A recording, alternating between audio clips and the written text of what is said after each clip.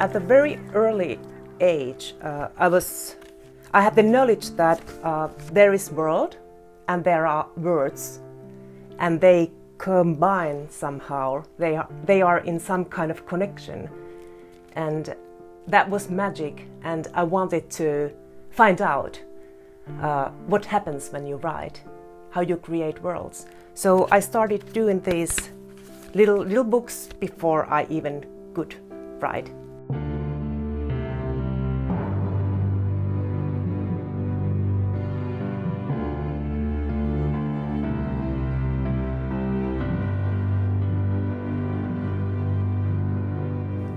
I started to write stories. My first novel was written when I was 12 years old, and it was a space odyssey. After that I became a teenager and I started to write poems.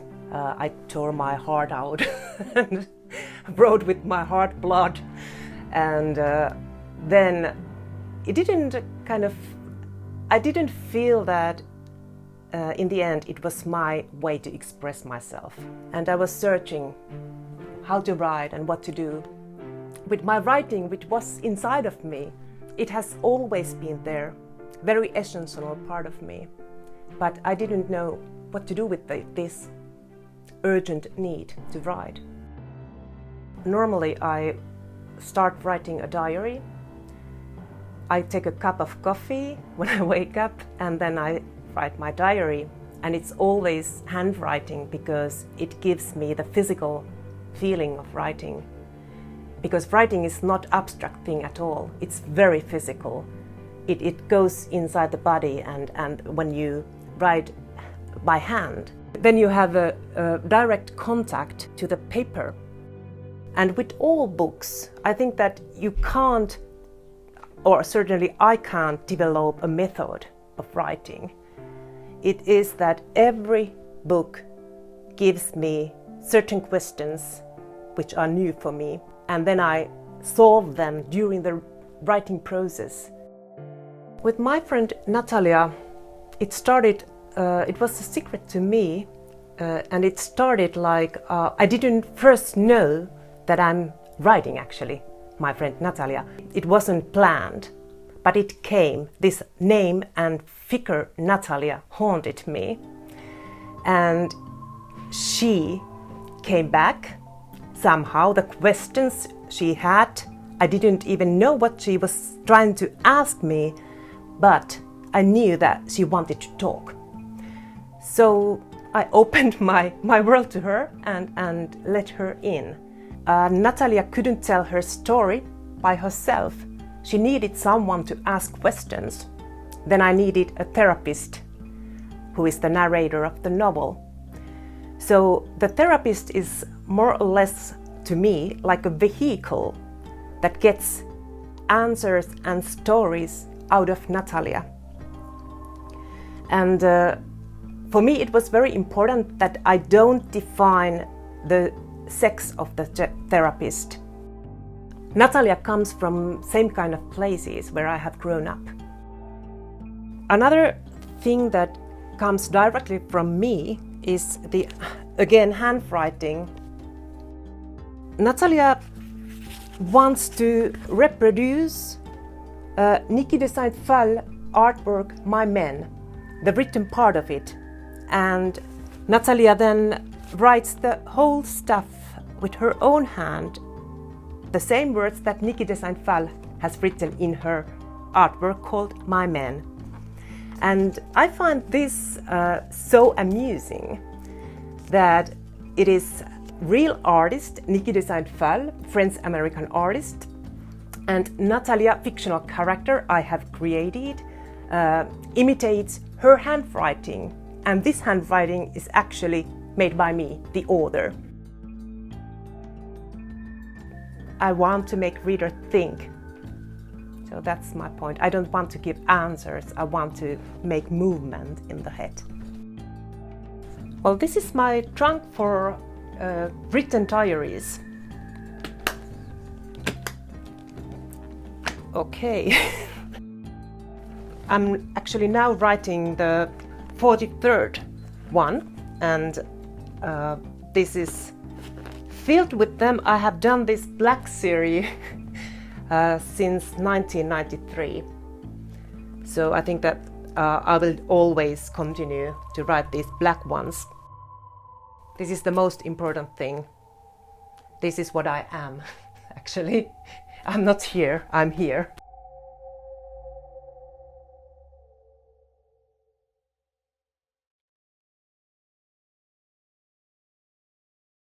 Hi, Laura. It's nice to see you again. It's nice to see you again, Sigrid. Even if it's online. So today we're going to talk about your new book that finally came out in Romania as well. Yeah, let's get right into it. Could you tell us in a few sentences what the book is about for our future readers? Yes, it's a book about a woman called Natalia. It's not her real name, but the therapist who is the narrator of the novel calls her Natalia and keeps her anonymity. And Natalia has come to see the therapist because she feels that she has severe problems with her sexual life, because she thinks sex all the time, and the sexual thinking and sexual images that are in her head, they ruin the normal living totally. And that's why she has come to see the therapist. And the book starts when Natalia comes for the therapist for the first time. Excellent. I have to say, I immediately became interested when I saw what the plot was about. And how did you get this idea? When did you first think about writing this book? I think it was 2016. I had the name Natalia in my head, and there was nothing else that this name Natalia, and I felt that the woman called Natalia might have something to tell me. And then I started to write some kind of poems where this name of Natalia appeared, and I felt that it was a lousy writing, and I didn't believe in it. So I put it aside, but still this Natalia had some urgent to say to me. So little by little, I understood that, okay, I need to write a novel, and I need to make a setup where Natalia can speak very much. And of course, the room of the therapy is a place where you talk a lot. So that was the starting point. I wanted to hear what Natalia has to say to me. Basically, that's why you created the therapist, right? Yes, it's as you said, a vehicle for the plot. Asking questions and trying to guide Natalia in certain directions. So it's a kind of a vehicle for me. Mm-hmm. Yeah. So this therapist, we're not supposed to know if it's a man or a woman. Is this how you thought about it? Because Finnish is a gender neutral language. You just have han, which is he, she. How do you picture this therapist in your mind? This is where I want to get, because I was playing ping pong in my head with this. But then again, I also thought, this is not that important. I should not think about this. So I'm curious how you view this whole. Yes. For me, I didn't constantly think he or she when I was writing ideas into the head of the therapist. But of course, there are certain moments in the novel. I won't reveal much. If there are readers who want to read it by themselves, please do. But where the tension gets very high between the Natalia and the therapist. That's exactly where. Yes, and there, of course, I thought, okay, if this a man is a man, the therapist, then what would it mean in this situation? Or if it is a woman, it makes things different, I think. Yeah. But I really felt a lot of, I get a lot of pleasure out of letting it be open, the question of the therapist. I want the reader think themselves. And that was one think that it was very important to me that I don't reveal the sex of the therapist. And I even think that I have put some hints which are a bit contradictory into the plot line so that reader might get a little bit mixed feelings. But still, when I've been talking about it with the translators, for example, David Haxton, who translated it in English, he said that actually he didn't give a thought about the sex of the therapist. It was just a narrator for him. And he was a bit surprised that so many interviews had come to this question. But that must also be related to the language, right? Because in English, you can avoid the pronoun, you can just say the therapist. But in Romanian, whenever you want to use an adjective, like say interesting or any adjective, or then we have pronouns. So I always had to restructure some of the sentences so that I don't give anything away, because that wouldn't work. Even how you address the person, like dear doctor, that was a problem in Romanian. So then even if I didn't want to think of the gender, I just could not. So I know that this gives problems to other translators too. For example, Lithuanian, I think, is a language where this sex of the speaker even can influence to the verb conjugation. Yes, so, in Romanian. Yes. Yeah. Okay. So I know that you cannot not think about it. To change a bit in the sentence, and then yes, dear doctor was a big problem, but otherwise it was not that rough. But yes, I absolutely loved this challenge. So this book was a lot of fun to translate. Speaking of fun and challenging, did you find any part of the book more interesting, more challenging than others? Because there is variation. I think that the most fascinating part was to me to write the kind of subplots or embedded narrative where Natalia gets into her kind of childhood memories or fake memories. She really creates stories, and they take a lot of amount from the novel, these subplots. And Natalia's stories and the frame stories were in the therapy room, where the therapist asks the questions and tries to heal Natalia. That was the most fascinating part, because I really love this kind of storytelling.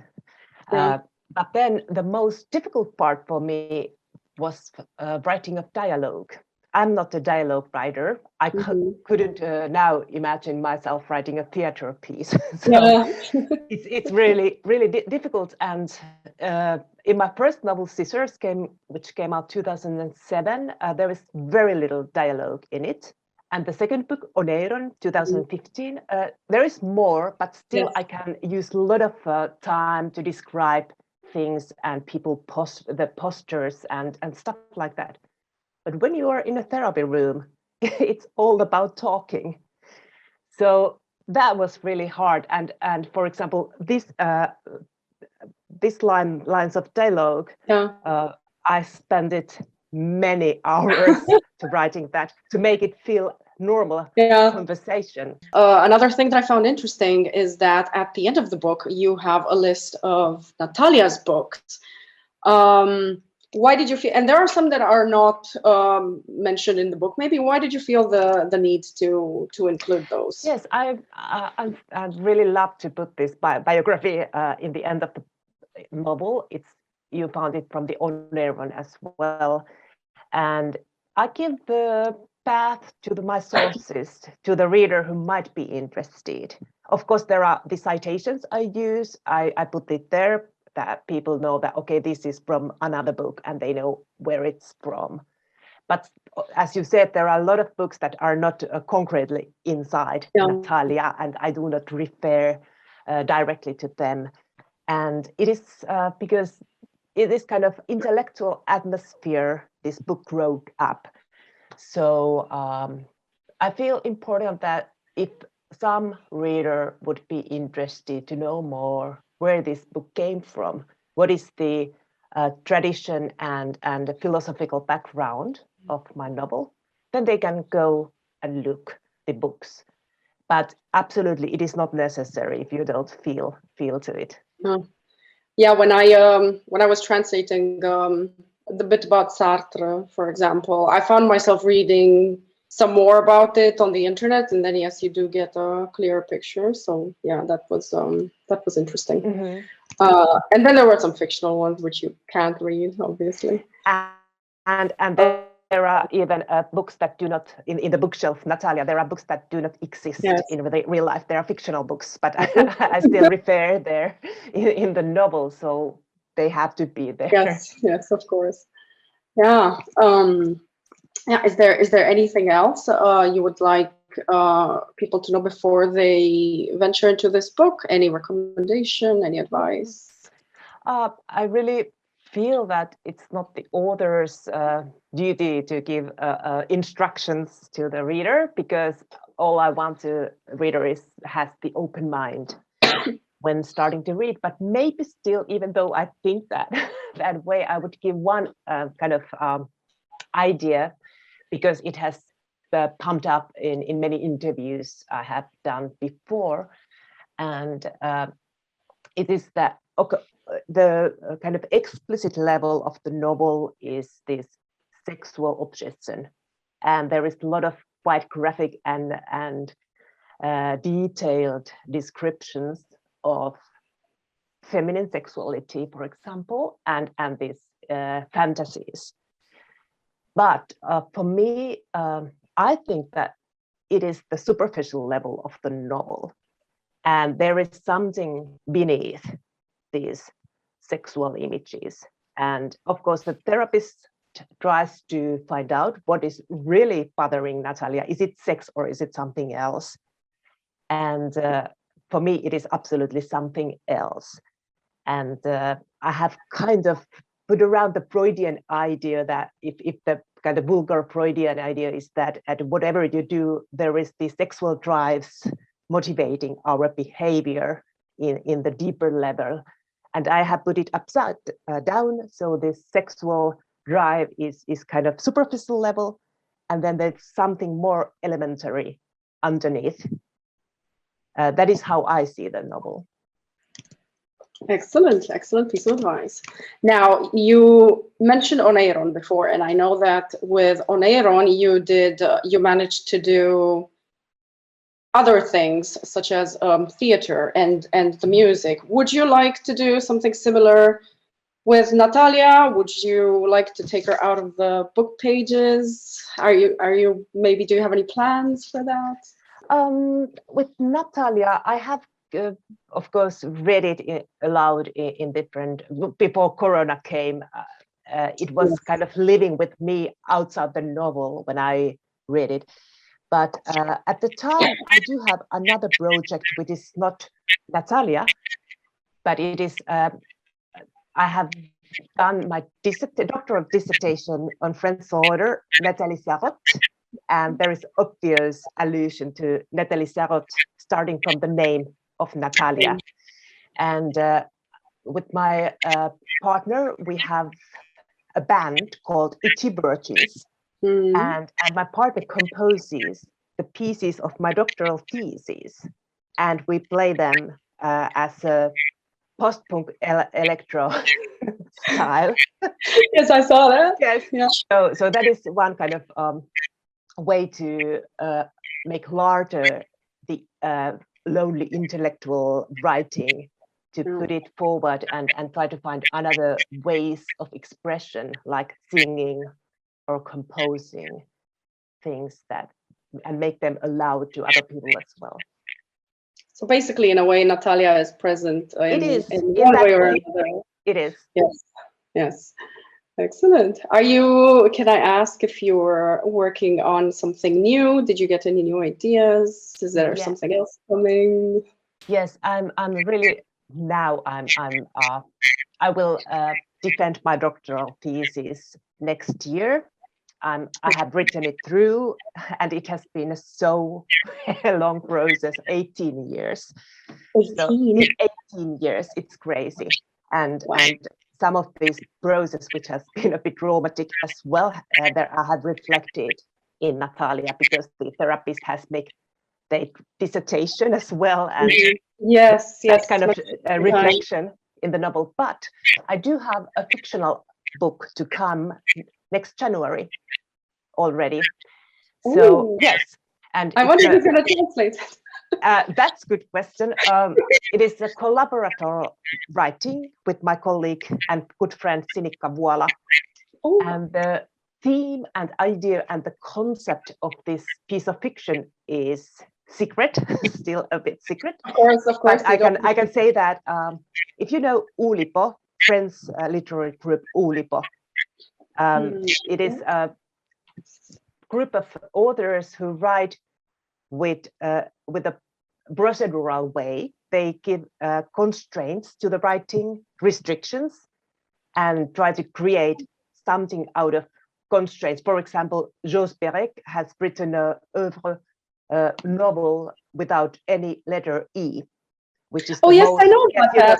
Famous, so this is kind of example of restriction, that you write the total work without one letter E, and it's decided before you start to write. So this is the method we are using, constrictions, voluntary chosen, but it will be out in January from Siltala Publishing. So okay, so that's not too long from now. No, actually. It's not too long. I have to write very much nowadays. Okay, so you're also working with deadlines. What's your work style? How do you work on a book? How was it to work on Natalia? Do you impose a schedule? I just put myself to writing, and I don't make plot lines before I start to write, because that would ruin the whole pleasure of writing for me. I know other writers do that, but I start to write. I put myself there, put a cup of coffee on the table. I have very strong images in my head, and I follow them. I follow my instincts when I write. Okay, thank you. I feel like I could do this all day, but I'm being told that we're running out of time. But maybe we get to talk again. So nice to see you. Likewise. Thank you for doing this. And hopefully we'll meet again. And I can't wait for the next book and for people to read this, my friend Natalia. Okay, Thanks a lot. Thank you.